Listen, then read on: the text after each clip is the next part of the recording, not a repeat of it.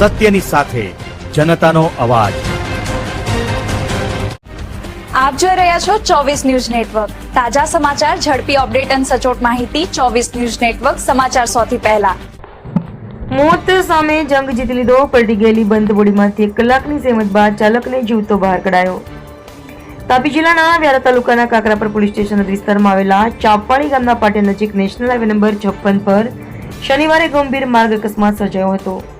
બંધ બોડી વાહન અચાનક સ્લીપ થઈ રોંગ સાઈડમાં ઘૂસી જતા રસ્તા કિનારે આવેલા ઝાડ સાથે ધડાકાભેર અથડાઈ પલટી ખાઈ ગયું હતું। અકસ્માત એટલો ભયાનક હતો કે વાહનનો ચાલક કેબિન અને સ્ટીયરિંગ વચ્ચે જીવલેણ રીતે ફસાઈ ગયો હતો।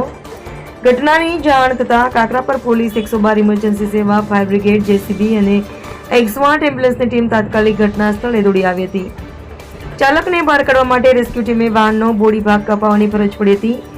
અંદાજે 1 કલાકથી વધુ સમય સુધી ચાલેલા જહેમતભર્યા બચાવ અભિયાન બાદ ચાલકને જીવતો અને સલામત રીતે બહાર કાઢવામાં આવ્યો હતો। ત્યારબાદ 108 એમ્બ્યુલન્સ મારફતે તેને તાત્કાલિક વધુ સારવાર માટે હોસ્પિટલ ખસેડવામાં આવ્યો હતો। કાકરાપર પોલીસ, ફાયર વિભાગ, 112 ઇમરજન્સી સેવા, જેસીબી અને 108 ટીમના સુમેળભર્યા પ્રયાસોને કારણે બચાવ કામગીરી સફળ રહી હતી।